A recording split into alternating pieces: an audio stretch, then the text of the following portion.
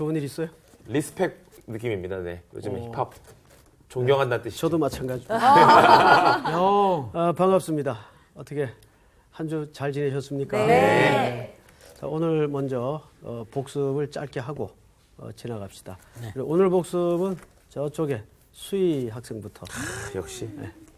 이게 양 끝이 안 좋은 것 같아요. 중간이 안 좋은데. 부반장. 무슨 저는 정리를 잘 못하긴 하지만 지난주에 우리가 9가지 열매, 성령의 열매 이렇게 얘기하시면서 저는 사실 그게 하나라고 생각 못했었거든요.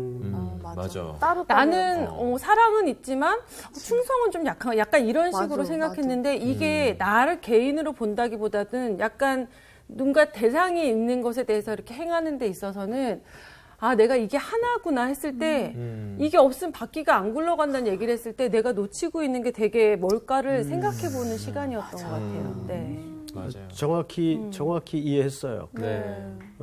근데 이게 왜 같은 개념이냐면 여러분 사랑하면 충성하게 돼요. 맞아. 맞습니다. 그렇잖아요. 네. 애기 엄마. 네. 애기 너무 이쁘니까 내가 잠 못 자도 좋지. 그렇죠. 그렇죠. 네. 예. 어떤 엄마는 애기 목이 물릴까봐 애기를 안고 그 잠 많은 엄마가 눈 부릅뜨고 밤새 지키더라고요. 낮에 물린다? 역시. 그래서 엉뚱하다 보니까. 원래 그래요. 이게. 어떻게 보면은 그 바퀴라고 하나의 바퀴라고 생각했을 때 약간 요 크기 차이 아닐까 싶어요. 그죠? 약간 그죠? 나는 좀 그럴 약간 수 좀 있겠죠. 작고 크고 맞아요. 약간 네. 오늘은 네. 11절서부터 16절까지 6절을 이렇게 합시다. 우리 상훈 학생부터 네. 한 절씩 읽고 나머지 2절은 같이 네. 읽겠습니다. 내 손으로 너희에게 이렇게 큰 글자로 쓴 것을 보라. 무릇 육체의 모양을 내려 하는 자들이 억지로 너희에게 할례를 받게 함은 그들이 그리스도의 십자가로 말미암아 박해를 면하려 함뿐이니라. 할례를 받은 그들이라도 스스로 율법은 지키지 아니하고 너희에게 할례를 받게 하려 하는 것은 그들이 너희의 육체로 자랑하려 함이라. 그러나 내게는 우리 주 예수 그리스도의 십자가 외에 결코 자랑할 것이 없으니 그리스도로 말미암아 세상이 나를 대하여 십자가에 못 박히고 내가 또한 세상을 대하여 그러하니라. 할례나 무할례가 아무것도 아니로되 오직 새로 지으심을 받는 것만이 중요하니라. 무릇 이 규례를 행하는 자에게와 하나님의 이스라엘에게 평강과 긍휼이 있을지어다. 아멘. 오늘 수업 갈라디아서 19강 십자가 외에는 자랑할 것이 없다. 자, 11절 보시면 내 손으로 너희에게 이렇게 큰 글자로 쓴 것을 보라. 크게 썼나? 그러니까. 바울이 눈이 나빴죠. 네. 눈 나빴죠. 자, 그러면 큰 글자로 쓴 것이 첫째, 눈의 상태 때문에 그랬을까? 아니면 또 다른 강조. 이유가 있었을까? 자, 여러분, 이제 신학자들 사이에도 이 문제 때문에 저 견해가 달라요. 이제 보편적으로 바울은 잘 아는 것처럼 성경에도 나타나 있죠. 눈에 안질 때문에 아마 글자를 크게 썼을 것이다. 저도 이제 그 맹인 학생들 가르치면서 경험한 건데 맹인 중에는 약시라고 있습니다. 약시라는 것은 어느 정도인가 하면 이렇게 사물 형태를 비슷하게 좀 이렇게 그래도 볼 수 있는 사람을 얘기해요. 시력이 완전히 간 사람이 아니고 그 사람들은 주로 이제 굵은 사인펜으로 그건 보이는구나. 굵은 사인펜으로 글자를 크게 써요. 크게. 그래서 바울이 이 갈라디아서에는 크게 썼을 것이다. 만약에 시력이 나빠서 글을 크게 썼다면 구태 자기가 굳이 이렇게 큰 글자로 썼다고 말할 이유가 네, 없어요. 없지. 네. 예, 그래서 이제 이 당시 관례를 한번 보면 큰 글자로 쓸 때는 사실 강조하기 위한 기법입니다.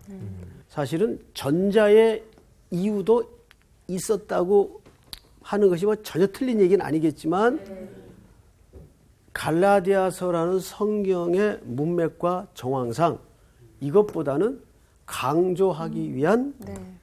기록 방법일 것이다라는 것이 사실은 맞습니다. 자, 이제 그렇게 전제해서 그러면 이제 여기 또 하나 우리가 이제 질문이 던져져야 되는 것이 네. 뭘 그렇게 강조하고 싶었나? 네. 뭘? 그걸 봐야 되겠죠? 네. 보세요. 12절. 무릇 육체의 모양을 내려 하는 자들이 억지로 너에게 할례를 받게 함은 그들이 그리스도의 십자가로 말미암아 박해를 면하려 함뿐이라. 자, 이게 무슨 얘기일까요?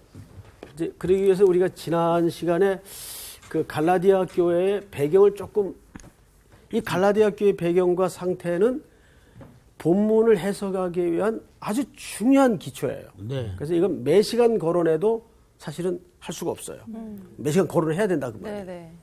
첫째, 갈라디아 교회는 바울에게 복음을 들었어요. 그죠? 네. 그런데 바울이 떠난 이후에 거짓 교사들이 들어옵니다. 거짓 교사들이 들어와서 복음에다가 할례. 할례라는 행위를 덧붙여서 새로운 가르침을 받아요. 그래서 교회에 혼란이 오죠? 네. 예. 이런 문제를 전제로 12절을 다시 보세요. 육체의 모양을 내려 하는 자들이, 육체의 모양은 할례를 얘기합니다. 억지로 너에게 할례를 받게 함은, 맞죠? 네. 그들이 그리스도의 십자가로 말미암아 박해를 면하려 함뿐이라. 그러니까 이 본문을 저런 배경에서 읽어보면 할례라는 율법을 강조한 것은 십자가의 희생과 구속을 무의미하게 하는 것이다 그 말이에요. 그러면 예수님이 인간의 행위가 들어가서 구원이 이루어지는 논리라면 예수님은 십자가에 돌아갈 이유가 없어요. 맞아. 그 예수님의 십자가의 사건, 우리 신명기 율법에 보면 나무에 달린 자마다 뭐 받은 자예요? 저주가. 저주. 이 십자가는 당시 저주의 형틀이었어요. 그렇죠? 네. 가장 심한 저주의 형틀의 상징이 십자가였단 말이에요. 왜 예수님이 저런, 그래서 유대인들은 의식 구조 속에 이 땅에 메시아로 오실 분이 저런 저주의 상징인 나무에 달릴 리가 없다. 그러니까 뭘 곡해한 겁니까? 구약의 율법을 오케이. 곡해한 거예요. 메시아가 어떻게 저주를 받느냐. 네. 그런데 예수님이 우리를 대신해서 나무에 달려 저주를 받아야 우리의 구원이 완성이 돼요. 그러니까 우리에게는 십자가라는 방법 외에는 방법이 없었어요. 그걸 이해해야 됩니다. 우리는 십자가라는 방법 외에는 절대 구원을 얻을 수가 없습니다. 그래서 예수님이 십자가의 저주를 뒤집어 쓰고 저주의 모습으로 죽으신 거예요. 이해가 되죠? 네. 자, 13절을 넘어갑니다. 그 13절을 우리 저기 향기 학생이 한번 읽어보세요.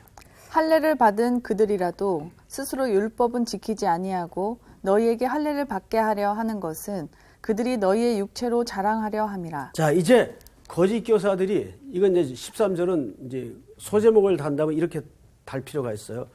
거짓 교사들의 의도가 드러난 거예요. 자, 무슨 의도인가 하면 네.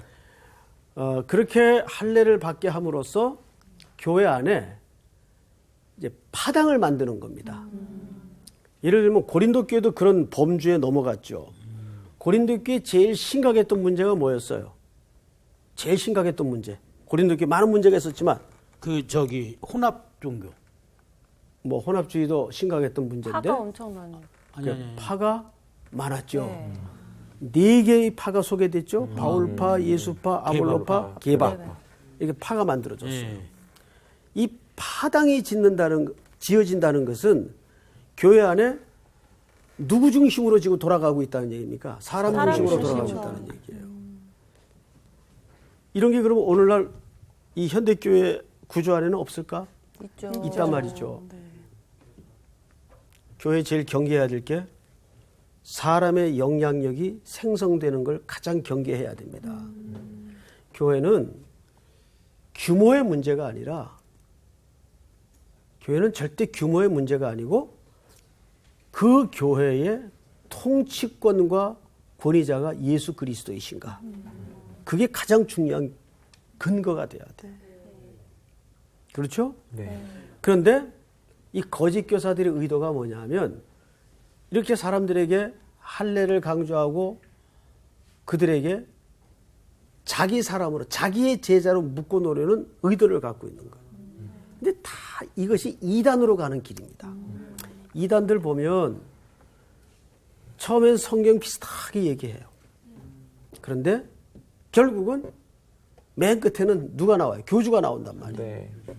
뭐 자기가 구세주라는 둥, 우리 CBS와 또 지금 온 한국교회가 함께 대처하고 있는 이단들 알죠? 네네. 뭐 지난주에도 저희 교회 앞에 와가지고 장난이 아니었어요. 난리가 났댔어요. 되게 부지런해. 시간들이 많은 것 같아요. 시간이 많은 것 같아요, 그 사람들. 게다가 젊은이들만 상대로 멀쩡한 교회를 공격해서 그 이단들 하는 짓이 사탄의 세 가지 전략이 있어요.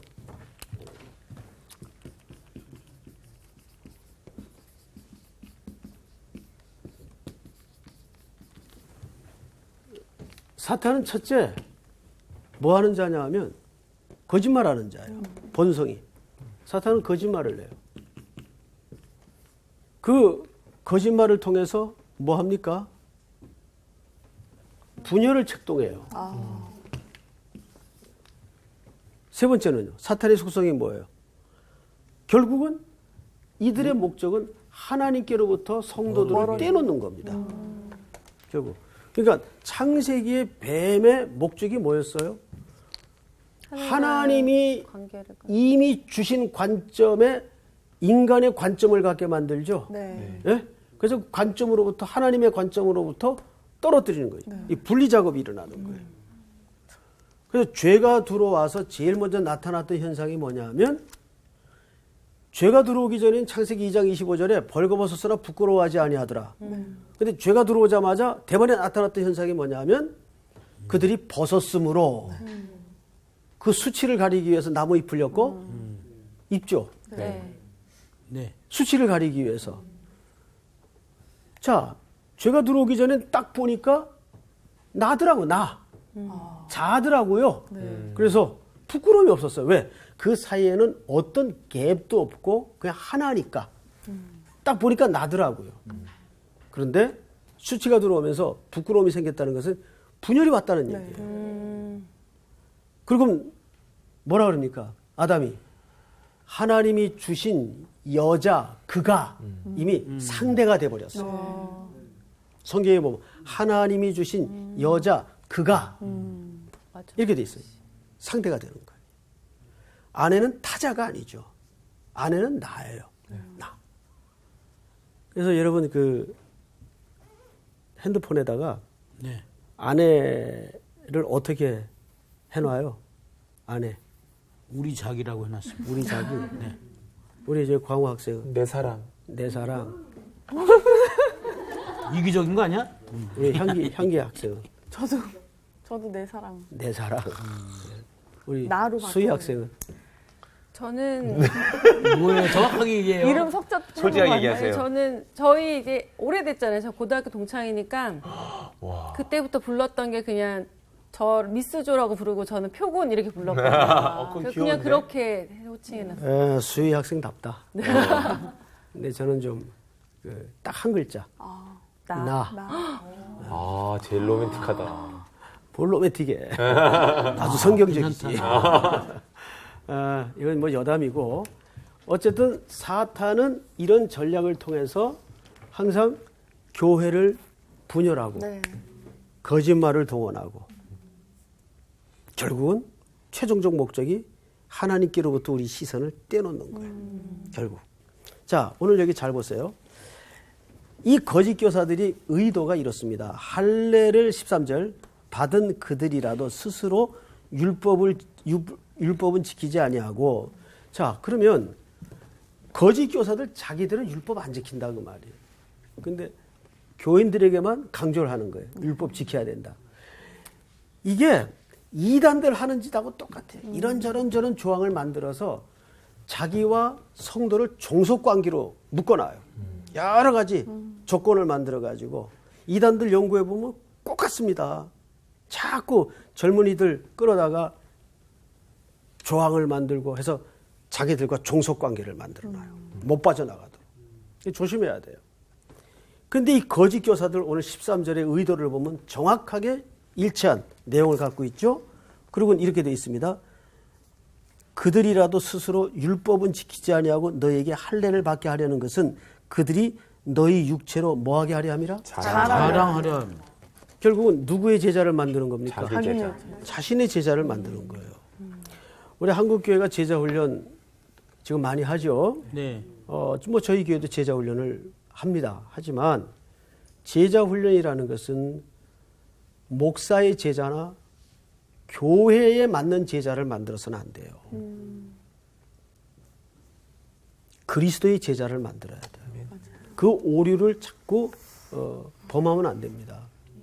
그런데 간혹 씁쓸한 소식 가운데 하나가 담임 목사의 제자를 만들고 교회에 맞는 제자를 만들고 그러니까 이 제자 훈련 받았다는 사람들일수록 어떤 때는 더 문제를 일으키는 경우들이 있어요. 마치 뭐 계급장 하나 얻은 것처럼. 그거 아니거든요. 우리는 그리스도의 제자를 만드는 제자 훈련을 해야 그게 참된 제자 훈련이겠죠. 나머지는 전부 거짓 교사입니다. 그리스도의 제자를 만들지 않는 제자 훈련은 가르침은 거짓 가르침이에요. 오직 그리스도의 제자만 만들어야 돼요. 자, 그런데 14절을 한번 볼까요? 그러나 내게는 우리 주 예수 그리스도의 십자가 외에 결코 자랑할 것이 없으니 그리스도로 말미암아 세상이 나를 대하여 십자가에 못 박히고 내가 또한 세상에 대하여 그러하니라. 자, 이제 알 듯 모를 듯한 얘기가 나오는데 그리스도 외에는 자랑할 게 없다. 이거 많이 들었어요. 이게 무슨 개념일까 한번 자세히 묵상을 해보세요. 바울이 왜 이런 표현을 했을까? 그리스도의 십자가 외엔 자랑할 게 없다. 그 얘기는 이렇게 오해하면 안 돼요. 예를 들어서 내가 대학까지 나오고 돈도 좀 있고 세상적으로 부끄러울 게 없지만 나는 십자가만 자랑한다 이 얘기가 아니에요. 그렇게 이해할 수 있겠죠? 네? 근데 그 얘기가 아니에요. 그 얘기가 아니라면 뭘까요? 이런 뜻입니다. 이 땅의 모든 걸 지니고 누리고 살아봤지만 이거 다 배설물이더라. 정말 남는 건 십자가밖엔 자랑할 게 없더라. 그 얘기예요. 달라요. 그 혹시 여러분 요즘 찬송가를 많이 교회에서 안 부르죠. CCM이나 뭐 그런 것들을 많이 부르는데 우리 그 찬송가 중에 성례주일이나 성찬식 할 때 자주 부르는 찬송이 있어요. 이런 찬송 아세요? 주 달려주 우리 한번 같이 부를 수 있겠어요? 네. 네. 한번 같이 시작. 주 달려 죽은 십자가 우리가 생각할 때 세상에 속한 욕심은 헛된 줄 알고 버리네. 너무 좋죠. 줄 알고 버리네. 네. 근데 2절 가사에 보면 이런 게 있어요. 이런 가사. 죽으신 구주밖에는 자랑을 말게 하소서. 한번 따라서 해볼까요? 시작. 죽으신 구주 노래로 한번 해볼까요? 죽으신 구주 밖에는 자랑을 말게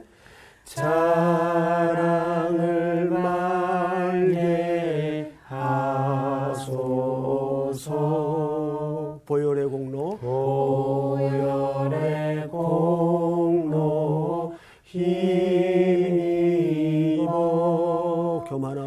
교만한 마음을 버리네. 너무 좋죠. 네. 너무 우리 모습을 십자가 밑에 반추시킬 수가 있고.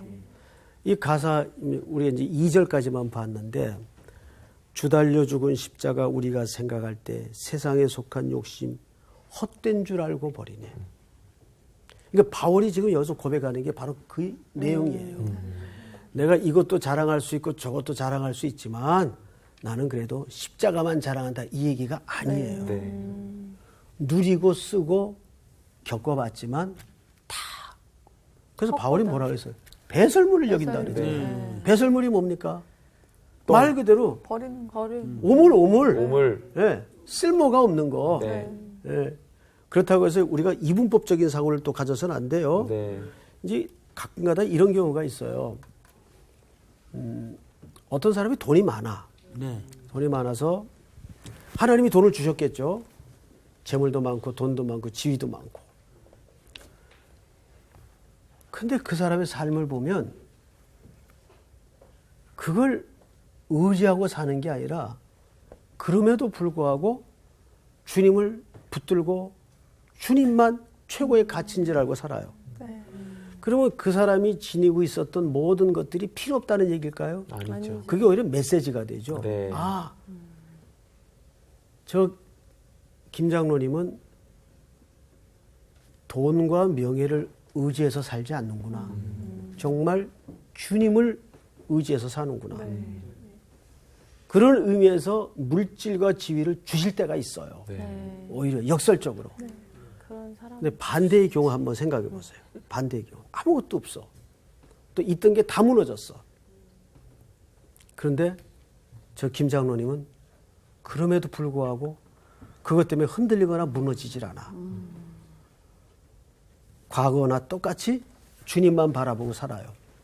우리가 살다 보면 또 걷어갈 때도 있겠죠? 네. 그럼 그게 어떻게 역설적인 메시지가 될까요? 아, 결국 우리 김 장로님이 또는 김 집사님이 그 돈 때문에 사는 게 아니었구나. 그 지위 때문에 살았던 게 아니었구나. 정말 저분은 있는 게 중요하고 없는 게 중요한 게 아니라 주님만 바라고 살았구나. 이게 양쪽 다 역설적인 메시지가 있는 거예요. 저는 실제 그런 분들을 너무 많이 봤어요. 그 CPA라 그러죠. 회계사. 그 장로님이신데 뭐 하루아침에 진짜 여의도에서 잘 정말 부러울 것이 없이 세상적으로도 사셨던 분이고 신앙도 좋으셨어요. 아주. 하여간 그분 신앙은 저 칸트 같았어요. 일정하게 요동 없이 그냥 꽉장 앞으로만 가는 스타일인데 어느 날 보증을 이제 아이고. 쓰는 바람에 망하면서 같이 모르니까 진짜 아침에 잠깐 피었다 오르는 안개처럼 확 쓸어간 거예요. 저도 그 과정을 겪으면서 기가 막히더라고. 야, 이럴 수가 있나.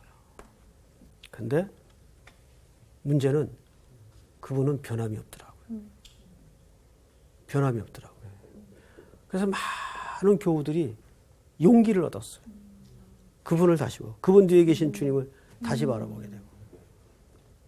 그리고 쉽지 않은데. 쉽지 않죠. 쉽지 않죠. 바울은 그래서 그런 관점에서 십자가 외에는 자랑할 것이 없다. 자랑할 것이 없다. 여기 이제 또 노래하는 분들도 계시니까 저는 이 참 노래의 힘을 아주 그 대단하다고 생각하거든요. 찬양의 힘. 그래서 이런 이제 주옥 같은 복음적인 가사로 이제 아름다운 곡조에 얹어서 노래가 만들어질 때 그 노래가 힘든 성도들에게 큰 힘이 될 것 같아요. 네. 맞아요. 예. 그래서 이렇게 강의를 들으면서 여러분들이 그런 하나님의 영감을 달라고 기도하면 참 좋을 것 같아요. 네. 저는 늘 받고 있습니다. 성수학당을 통해서. 근데 상훈이 오빠 음악 들으면서 진짜 눈물이 막 왈칵 맞아. 날 때가 진짜 많아요. 네. 왈칵 나다가 형 보면 이렇게 또 쏙 들어가. 그치. 그러니까 작곡자를 몰라야 돼. 근데 모른 채로 이제 음악에 집중해서. 뭐 대표곡이 있어요? 잠깐 때려도 될까요? 쉬는 시간에. 네, 네. 예. 자, 진도 나갑시다. 네. 14절만 한번 같이 읽어보십시다. 14절만 시작. 그러나 내게는 우리 주 예수 그리스도의 십자가 외에 결코 자랑할 것이 없으니 그리스도로 말미암아 세상이 나를 대하여 십자가에 못 박히고 내가 또한 세상을 대하여 그러하리라. 그러니까 바울은 여기서 그런 얘기를 하는 거죠. 주님이 십자가에 박힐 때 나도 그때 함께 죽었다.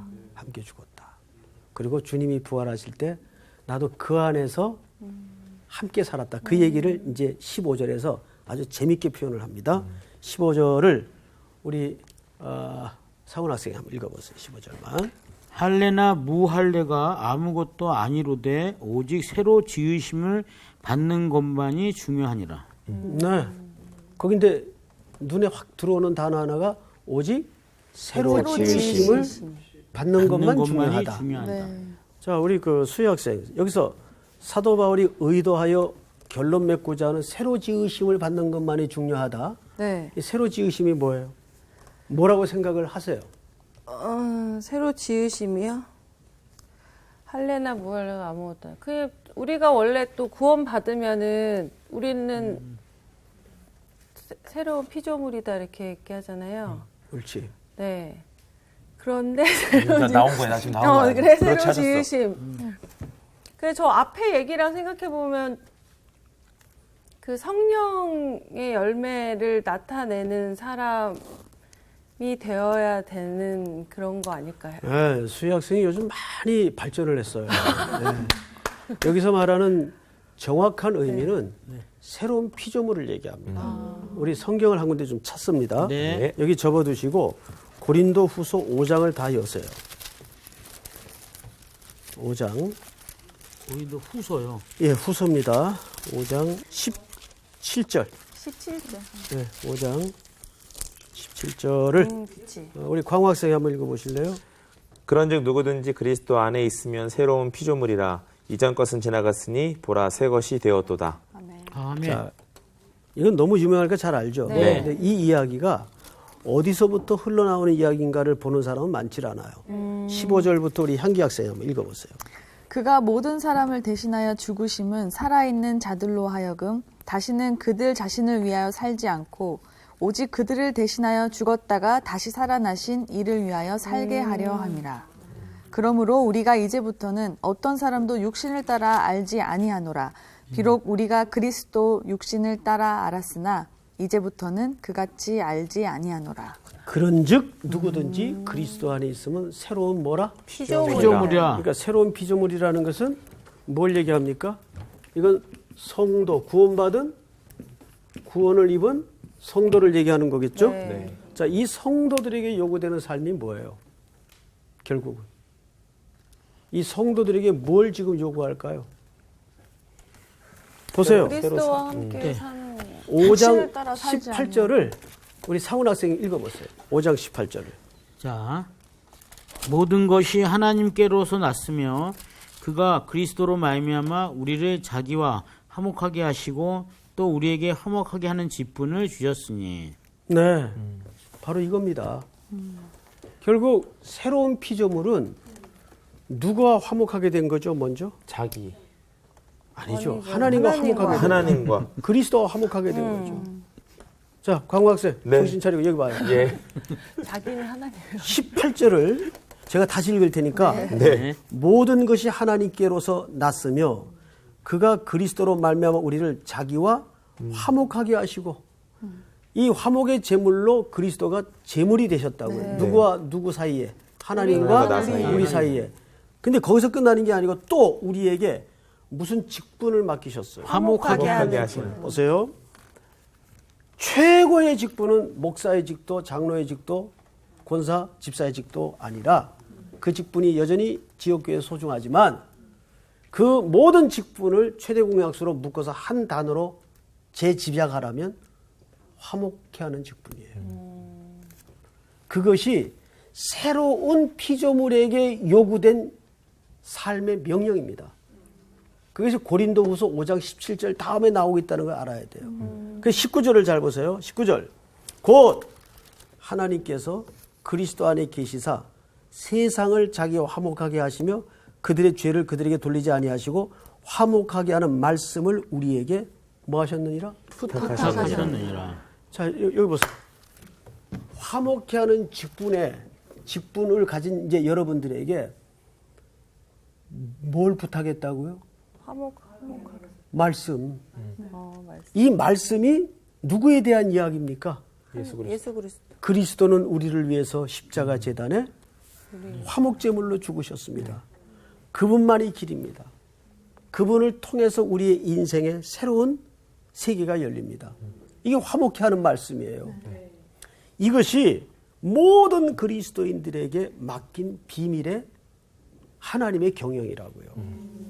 지금 갈라디아서로 다시 가보세요. 그 얘기를 하는 거예요.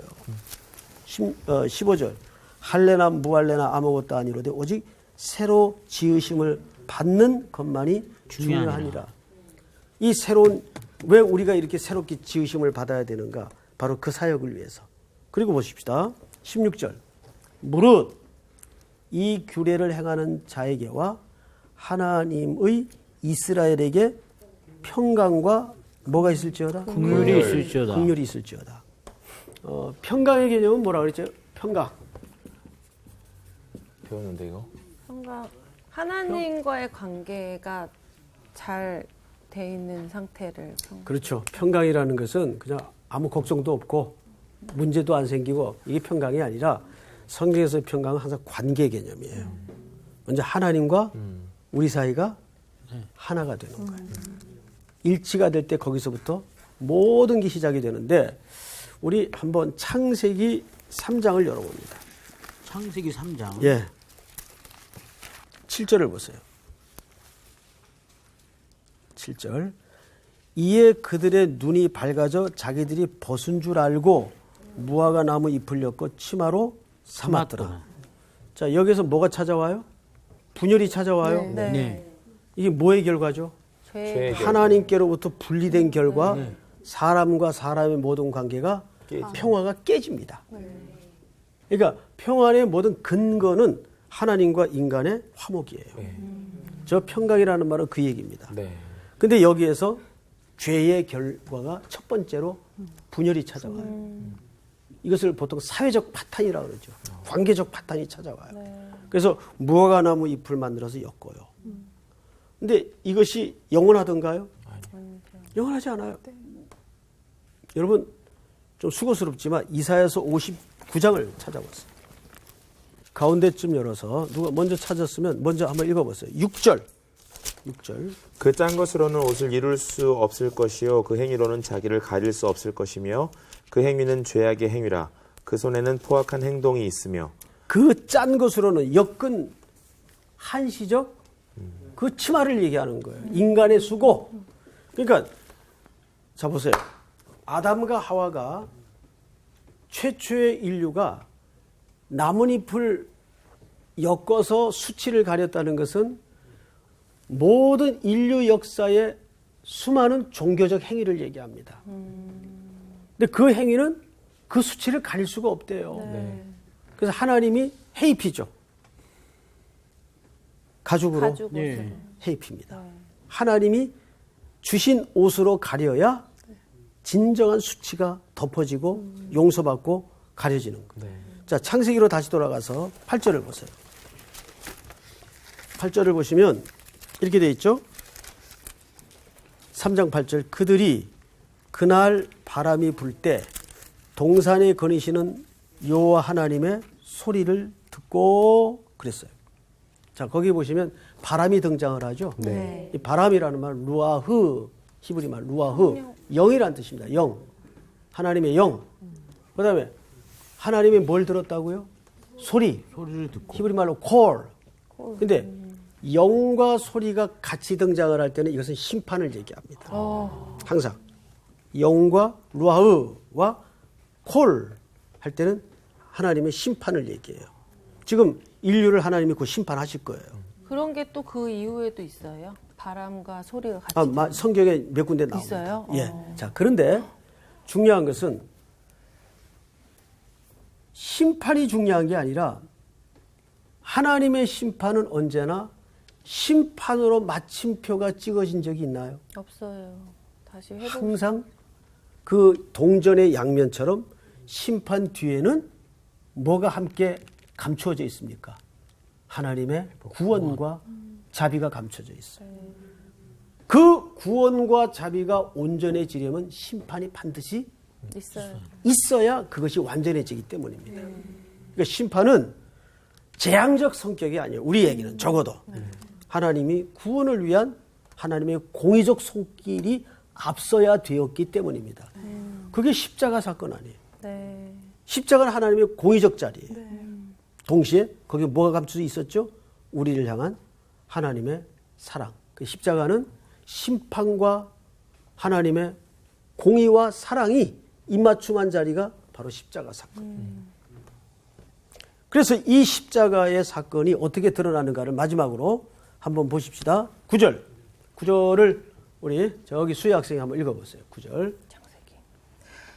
여호와 하나님이 아담을 부르시며 그에게 이르시되 내가 어디 있느냐 이르되 내가 동산에서 하나님의 소리를 듣고 내가 벗었으므로 두려워하여 숨었나이다. 네. 여기 숨었다는 게 중요한 게 아니라 뭐하여 숨었나이다. 두려워. 이 두려움은 뭡니까? 죄의 결과예요. 네. 그래서 두려움을 자꾸 집어넣어요. 사탄이. 그래서 우리가 그 결과로 뭘 하냐면 과장을 하고 거짓말을 하고 관계를 단절시키죠. 피하죠. 이게 두려움의 결과예요. 그러니까 인간에게는 이 끝모를 두려움이 늘 있어요. 복음 안에서 자유를 누리지 못하고 진리 안에 있지 않는 자에게는 이 두려움이 있어요. 자, 마지막으로 보십시다. 12절을 볼까요? 아담이 이르되 하나님이 주셔서 나와 함께 있게 하신 여자 그가 그 나무 열매를 내게 주므로 내가 먹었나이다. 그렇죠? 네. 여기서 벌써 뼈 중에 뼈요 살 중에 살은 없어졌어요. 진짜. 분리돼서 나갔어. 없어졌어요. 그리고 그가 이미 타인이 되어버렸어요. 그래서 부부관계라는 것은 이것을 회복해가는 구원의 연습이에요. 네. 가정을 통해서. 물론 금실 좋은 부부도 있겠지만 전혀 갈등이 없던가요? 있죠. 있죠. 오늘 우리는 이제 이 말씀을 갈라디아서 말씀을 마치면서 마지막으로 16절을 다 같이 읽고 마치겠습니다. 6장 16절 다 같이 시작. 무릇 이 규례를 행하는 자에게와 하나님의 이스라엘에게 평강과 긍휼이 있을지어다. 하나님의 평강은 세상이 주는 것 같지 않다 그랬어요. 누가 하신 말씀입니까? 예수님이 요한복음 14장에서 두려움에 붙들려 있던 제자들에게 내가 너에게 평안을 끼치노니 내가 주는 평안은 세상이 주는 것 같지 아니하니라. 그리고 뭐하러 가셨죠? 십자가 지러 가신 거 아니에요. 그 말씀을 남기고 네. 도마가 어디 가십니까? 그랬더니 너희가 지금은 내가 가는 길을 알지 못한다. 그리고 십자가를 지러 가셨어요. 그러니까 주님의 평안은 뭐예요? 십자가를 짐으로 남에게 유익이 되는 것을 기뻐하시는 평안이에요. 그 평안의 직분을 화목의 직분을 우리에게 복음을 담아 맡겼다는 겁니다. 여러분 또 한 주간의 삶도 그렇게 화목의 전달자로 누굽니까? 소망의 바다가 부른 CCM 중에 네. 십자가의 전달자라는 노래 있어요. 네네네. 아주 참 곡이 좋은 곡인데 그 찬양을 한번 공부 끝난 다음에 찾으셔서 한번 틀어서 한번 쭉 들으시면서 또 한 주간도 십자가의 전달자로 살아가는 또 여러분들이 되었으면 합니다. 끝. 네, 수고하셨습니다. 감사합니다.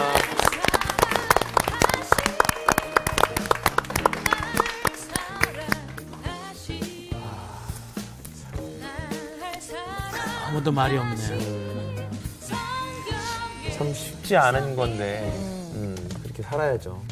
십자가 전달자로. 그럼에도 불구하고 그 말이 어떠한 상황이 돼도 그럼에도 불구하고 그게 이게 자꾸 남은 힘든 일은 맞는데 이게 우리가 하는 게 아니고 하나님이 하시는 거니까 전혀 우리는 거기에 그냥 하시는 일에 동참만 하면 다 되는 거라고 저는 생각하거든요. 우리가 한다는 어떤 사원보다 하나님이 하시는 일에 우리가 그냥 주의 편이 돼서 그분이 하시는 일을 항상 이렇게 응원하고 같이 뭐 이렇게 도구로서 쓰여지는 그런 거에 기뻐 감사할 수 있는 사람이 되면 좋을 것 같습니다. 저는 새로 지으심을 받았다 해서 우리는 구원을 받아서 새로 지음을 받은 사람들인데 정말 내가 새로 지어진 사람처럼 살고 있는 게 갑자기 그 생각이 드는 거예요. 근데 정말 예전과 난 달라진 게 너무 없지 않나 이 생각이 들어요. 다시 지었죠. 그리고 어쨌든 사탄은 계속 우리를 분열시키려고 하니까 우리는 반대로 계속 합해지려고 그러니까. 하면서 살아야 될 것 같아요. 합체! 평강안에 합체. 팔 짧아. 합체. 연결 합체. 그래요. 마무리하세요. 열심히 한번 삽시다. 네. 열심히 살고 요번에도 십자가의 전달자가 돼서 네. 한번 주님을 한번 열심히 전달해 보자. 그렇죠. 네. 네. 자, 좋습니다. 화이팅! 화이팅! 이번 주 퀴즈입니다. 하나님의 집이란 뜻으로 야곱이 사닥다리 꿈을 꾼 곳은 어디인가요? 1번 베델, 2번 분이엘, 3번 베들레헴. 정답을 아시는 분은 CBS 성사학당 홈페이지에 정답을 올려주시거나 우편으로 보내주시면 됩니다. 보내실 곳은 서울특별시 양천구 목동서로 159-1 CBS 성사학당 담당자 앞입니다. 연락처를 꼭 남겨주세요. 선정되신 분들에게는 대한성서공회에서 성경, 송태근 선생님의 캐도남마 사무엘상, 김기석 선생님의 광야에서 길을 묻다, 말씀의 빗속을 거닐다, 성경 통독을 위한 최고의 자습서 성경 2.0 가운데 하나를 드립니다.